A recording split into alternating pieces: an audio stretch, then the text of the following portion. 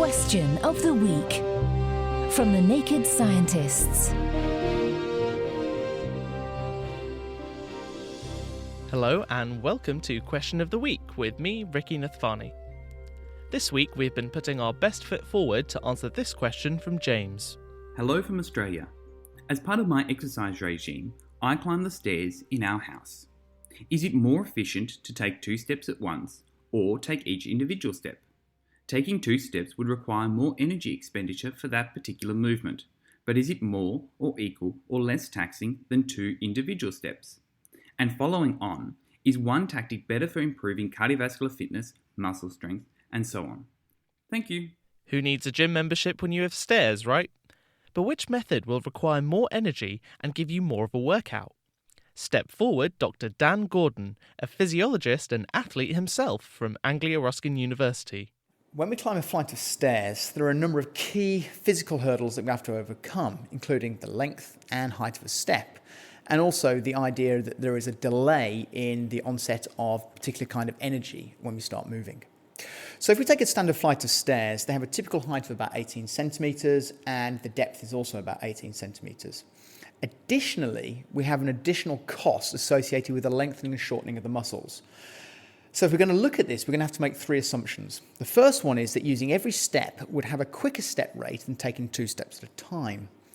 The second assumption is that taking 2 steps at a time would be associated with the greater height and length displacement per step than 1 step at a time. And the third assumption is that stepping rate does not change over time. That makes sense.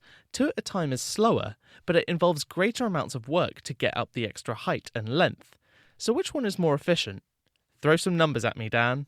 We can estimate that for a standard flight of stairs, that 1 step at a time would be associated with an oxygen cost per step of 0.6 mils per kilogram per minute, compared to 1.1 mils per kilogram per minute per step when taking 2 at a time.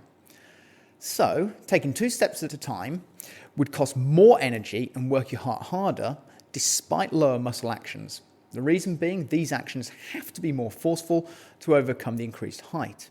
So 2 at a time wins for the workout, unless, like me, you want to be as lazy as possible, in which case stick to 1 by 1.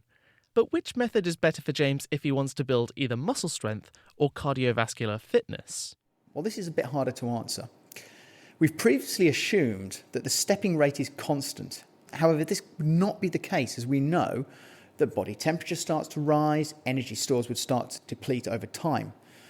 Given that there is an energy cost using 2 steps at a time, we can rightly assume that this would induce fatigue sooner compared to 1 step at a time.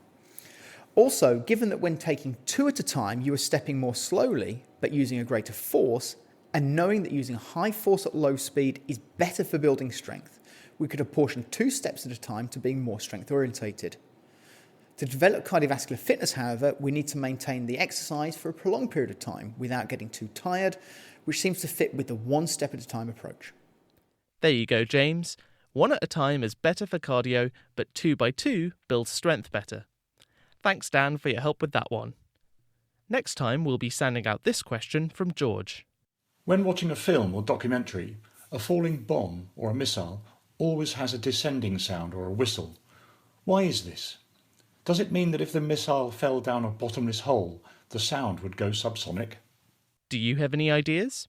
Get in touch, drop us a line at chris@nakedscientist.com, find us on Twitter @nakedscientists, or join in the debate on the forum at nakedscientist.com/forum.